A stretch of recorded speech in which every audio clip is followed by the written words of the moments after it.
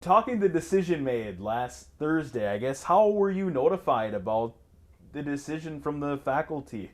I got an email from the lawyer who worked with the hearing committee, and that's what I expected I would get. So, and then the report was there, and it's a complicated report. I mean, their vote is very simple, but the actual reasons are really complex.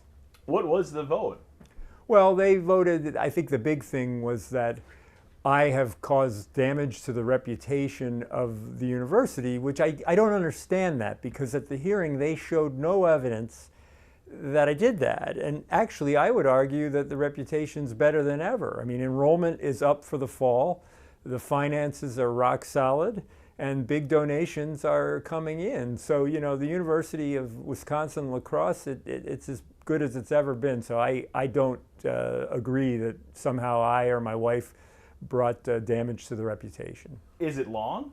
Yeah, it's pretty long. I mean, you'd think for something that is supposed to be clear cut, did I do something wrong? Did I break a policy? Did I violate a law? Anything like that? That you'd be able to just say, well, here it is in black and white. But it kind of rambles all over the place, frankly. What are kind of next steps for you, Joe?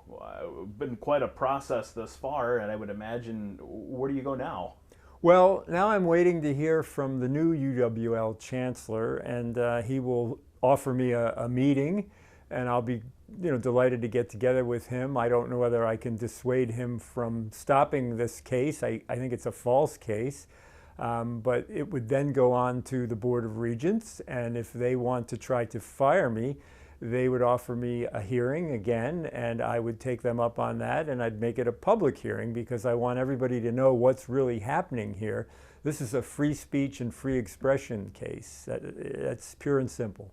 Have you met Dr. Beebe at all? Have you had a chance to speak with him leading up to this? No, I haven't. I've read about him and seen some of your stories, and seems like a very well qualified person and eager to be a part of UWL. And I'd like to think I and others, we left it in good shape for him. So he's not going to have any surprises about deficits or enrollment challenges or anything like that. Do you have any idea on when you would go before the Board of Regents? Do you have kind of a timetable on when you want to get this done? Well, I'd like to come back to teaching in the fall, so we're kind of running out of time there. So I hope they do move it along. They didn't give you a timetable on when you would be able to hear from Dr. Beebe on any of that, or? That would have to be within 20 days, so that could be soon. The hearing with the Board of Regents, there really is no time frame, although as I say, I would like to get back to teaching in the fall, and that will begin in the end of August. So hopefully we can get this resolved. Yeah.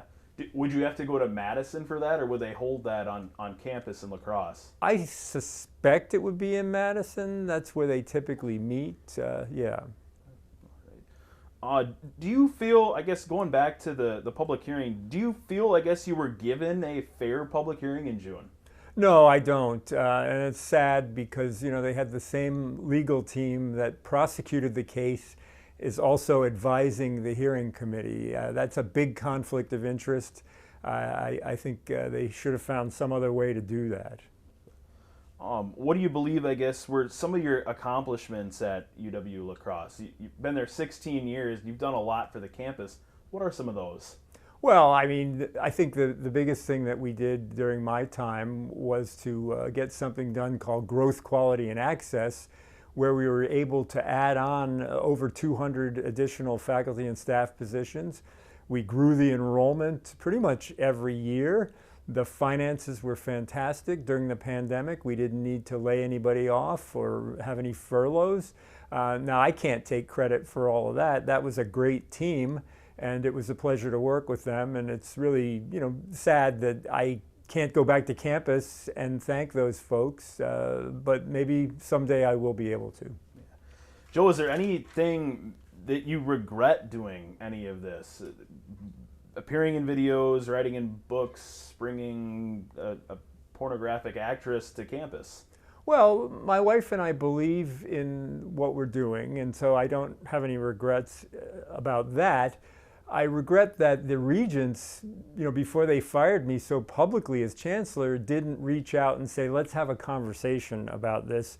Maybe we can find a way to do this a little quieter. We weren't seeking that kind of notoriety, I can assure you.